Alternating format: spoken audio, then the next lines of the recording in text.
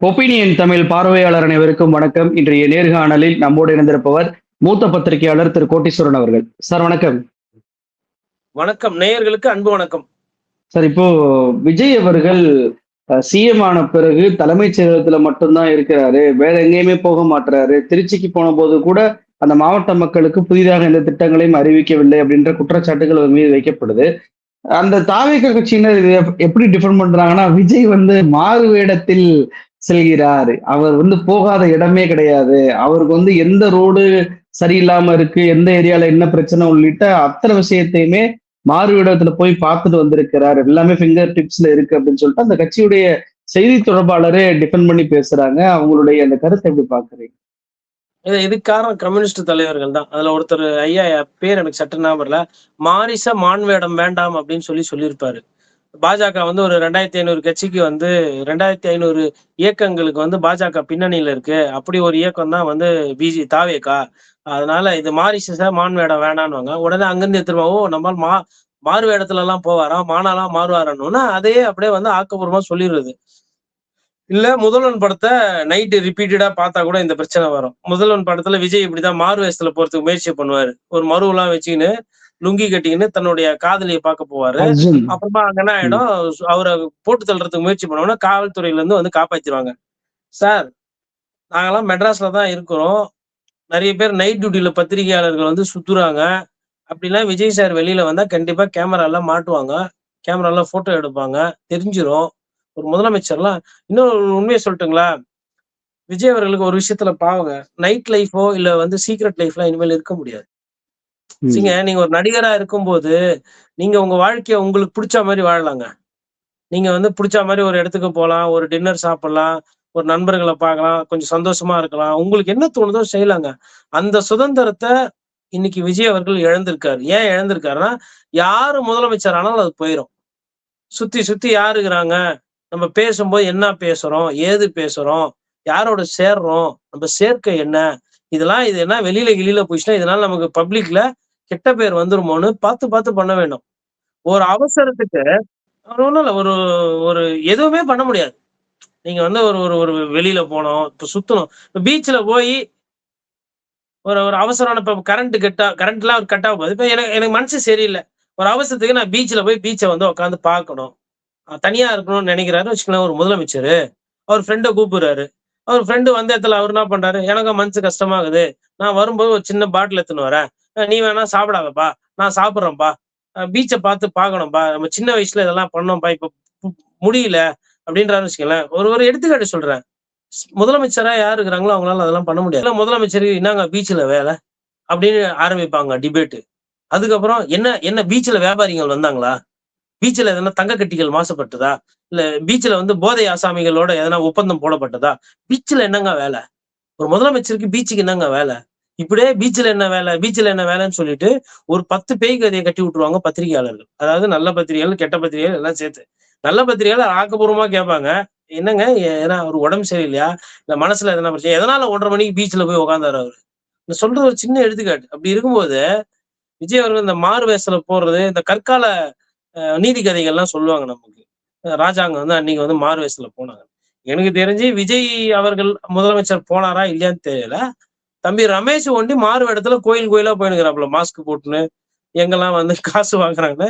இப்ப கூட சமீபமா திருவண்ணாமலை கோயிலுக்கு போய் அங்க போனா ஆந்திரா சார்ந்தவங்க ஏதோ காசெல்லாம் வாங்கியிருக்கிறாங்கன்னு தகவல் வந்தோன்னா, நேத்து இன்னைக்கு 2 நாளா காவல்துறைக்கு கம்ப்ளைண்ட் பண்ணி இந்த மாதிரி யாரும் சாமியை பாக்குறது காசை வாங்கிட்டு போறோம். எனக்கு தெரிஞ்சு ஒரே மாறு வேஷம் இப்ப அதுதான்.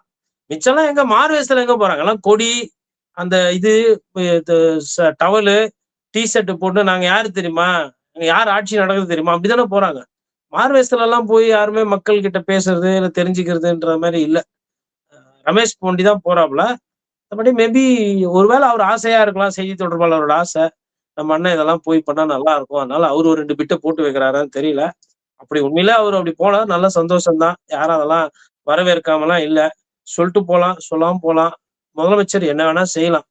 ஆனா நான் சொன்னேன், தனியா போய் ஒரு பீச்ல கூட பாவம் அவரால உட்கார முடியாது. இதுதான் யதார்த்தம். எல்லாம் இருக்குங்க, பெரிய பதவி முதலமைச்சர் ஆயிட்டேன் அப்படின்னா. ஆனா ஒரு சில விஷயத்துல சந்தோஷம்ன்றது இருக்காது, ஒரு சில விஷயத்துல கொஞ்சம் சிக்கல்கள் இருக்கும். இதான் யதார்த்தம்.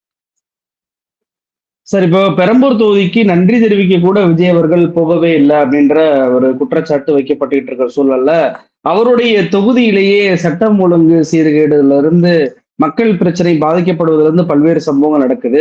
ரயில்வே நிலையத்துல ஒரு ஆண் சடலம் வந்து பெட்டிக்குள்ள இருந்து எடுத்ததாக செய்திகள் வந்து வெளியாச்சு. இப்போ நேற்றைக்கு இரவு பார்த்தீங்கன்னா, பல்வேறு பகுதிகள்ல மின்வெட்டு ஏற்பட்டு, அதுவும் அடிக்கடி ஏற்படுது, பல மணி நேரம் ஏற்படுதுன்னு சொல்லிட்டு மக்கள் சாலை மறியல் பண்ணியிருக்கிறாங்க. ஒரு முதலமைச்சர் தொகுதி அப்படின்றது எல்லா தொகுதிகளை விட முக்கியத்துவம் வாய்ந்த அங்க கவனம் செலுத்தப்படும். ஆனா இங்கே முதலமைச்சர் தொகுதியிலே இவ்வளவு பிரச்சனைகள், மக்கள் போராட்டங்கள் நடப்பதை எப்படி புரிந்து கொள்வது? ரொம்ப முக்கியமான ஒரு கேள்வி இப்ப நீங்க எடுத்து வைக்கிறது. என்னன்னா, ஒரு முதலமைச்சர் தொகுதின்னா பொதுவா வந்து ஆட்கள் அதிகமா போடுவாங்க. எல்லாத்தையுமே டபுளா பண்ணிருவாங்க. இப்போ உதாரணத்துக்கு ஏஇலாம் வந்து அந்த தொகுதியில பார்த்தீங்கன்னா, வேக்கன்சி வைக்க மாட்டாங்க. கார்ப்பரேஷன் ஏஇ, அதுக்கப்புறம் மெட்ரோ வாட்டர்ல இருக்கிறவங்க ஜேஇ, ஏஇ, அசிஸ்டன்ட், அப்புறம் ஈபில பார்த்தீங்கன்னா, நைட் டியூட்டிக்கு எக்ஸ்ட்ராவா ஆள் போடுவாங்க. ஒரு முதலமைச்சர் தொகுதின்னா, அந்த மக்கள் ஒண்டி ஏதோ அவங்க ஒண்டி புண்ணியம் பண்ணவங்க மாரியும், பக்கத்து தொகுதியில இருக்கிறவங்கலாம் பாவம் பண்ண மாரி தான் பல வருடங்களா நடக்குது. அது அம்மையார் ஜெயலலிதா காலத்திலயும் அப்படிதான். ஸ்டாலின் அவர்கள் காலத்திலயும் அப்படிதான். அ தலைவர் கலைஞர் அவர்கள் காலத்திலயும் அது அப்படிதான். அ அதே மாரி சேலத்துல பார்த்தீங்கன்னா, எடப்பாடி பழனிசாமி இருந்தபோது சேலத்துலலாம் வந்து அந்த 9 அங்க வர சட்டமன்ற தொகுதிக்கெல்லாம் ஒரு பெட்டர் சாய்ஸ், பிரெஃபரன்ஸ் முன்னுதாரணம். அதாவது ஒரு என்ன சொல்றது? அங்க பார்த்தீங்கன்னா, எல்லாம் 5, 3 நடக்கும். பக்கத்து தொகுதி பார்த்தீங்கன்னா, பாவமா இருக்கும். இது வந்து எல்லா இடத்துலயும் நடந்திருக்கு. இப்ப கொளத்தூருக்கு வந்து எல்லாம் பார்த்து, பார்த்து செஞ்சாங்க. இப்ப பெரம்பூர் என்ன நினைச்சிருப்பாங்க, பரவால்ல. நம்ம தொகுதி முதலமைச்சர் தொகுதி ஆயிடுச்சு. இனிமேட்டு கொளத்தூர விட இது பயங்கரமா டெவலப் ஆகும்னு அவங்க ஒரு ஆசையில இருந்திருப்பாங்க. அந்த ஆசையில மண்ணள்ளி போட்டுறாங்க அதிகாரிங்க. எதுவும் சரியா செய்யறது கிடையாது. நீங்க புதுசா எதனா கட்டலனாலும் பரவால்ல. பழசா இருக்கிறது கரண்ட் கட்டும், ஒரு சட்டம் ஒழுங்கு பிரச்சனை ஒழுங்கா இருக்கும் அப்படின்னு பார்த்தா இல்ல. மேபி இது வந்து கொஞ்சம் சரியா செய்யணும். நம்ம இல்லாதத சொல்லல. அங்கருந்து வந்த செய்தி தான். பெரம்பூர் ரயில்வே ஸ்டேஷன்ல வந்து ஒரு ஒரு முண்டமா ஒருத்தர் ஒரு ஒரு ஒரு பாடி கிடைக்குது அப்படின்னா, யோசிச்சு பாருங்க. எப்படி இருந்திருக்கும் அது அந்த சூட்கேஸ்ல இருந்தப்போ, அது எத்தப்போ பக்கத்துல பார்த்தவங்கலாம் தல தெறிச்சு ஓடிருப்பாங்க.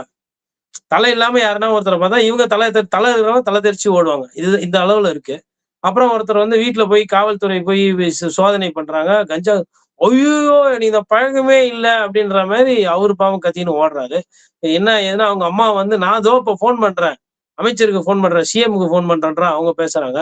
யாரு அமைச்சரு? யாரு சிஎம்ன்னு தெரியல. அதுல ஒரு சில கமெண்ட்ஸ் புத்திசாலித்தனமா, முதலமைச்சர் மாறுனது உங்களுக்கு தெரியாதா? அதாவது அந்த வியாபாரம் பண்ணவர் வந்து திமுகவுக்கு வேண்டப்பட்டவராம். கமெண்ட்ஸ்ல போய் இதுதான் மடைமாற்றம்ன்றது. நான் என்ன சொல்றேன்னா, திமுக ஆட்சி காலத்துல கஞ்சா போத கலாச்சாரம் இருந்தது. இது வந்து பிரச்சனைன்னு சொல்லிட்டு எல்லாரும் பேசினாங்க. மக்கள் கிட்ட அது ஒரு பிரச்சனையா இருந்தது. மக்கள் அதை எதிர்த்து தான் ஓட்டு போட்டுருக்காங்க. நான் என்ன கேட்கிறேன்னா, எதுக்கு இந்த மடைமாற்றம் வேலை பண்றீங்க? ஆட்சி யாரு ஆட்சி வேணா இருக்கட்டும். இது சமுதாய சீர்கேடு தானே! இது எப்படி விடலாம்? கமெண்ட்ஸ்ல போய் யாரையோ காப்பாத்துறதுக்கு இந்த மாரி விஷயத்துல முயற்சி பண்றீங்க. ஏன் அப்படி பண்றீங்க? உங்க நோக்கம் என்ன? விஜய் அண்ணா வந்து என்ன மனித புனிதரா? அவர் ஆட்சி இருந்தா வந்து 100% எல்லாம் சரியா தான் இருக்குமா? சார், மனிதர்கள்ல குற்றவாளிகள் இருப்பாங்க. அது இயல்பு. நம்ம ஒரு சில விஷயங்கள தப்புகள ஒத்துக்கிட்டா தான் அத நம்ம சரி செய்ய முடியும். நம்ம மடைமாற்றம் பண்றோம், ஏமாத்துற வேலைக்கு போறோம்னா என்ன வேலை இது? அது பண்ணக்கூடாது இல்லைங்களா? அதுதான் இங்க சிக்கல். இது வந்து விஜய் அண்ணாவையும் ஏமாத்தி, உங்கள நீங்களே ஏமாத்தி, அங்க இருக்கிற மக்களையும் ஏமாத்துற வேலை தான் இந்த முட்டு குடுக்குற வேலை. அது யாரும் பண்ணக்கூடாது. நிகழ்ச்சியில் கலந்து கொண்டு பல்வேறு தகவல்களை நம்ம நேற்று பகிர்ந்துட்டீங்க. ரொம்ப நன்றி. நன்றி.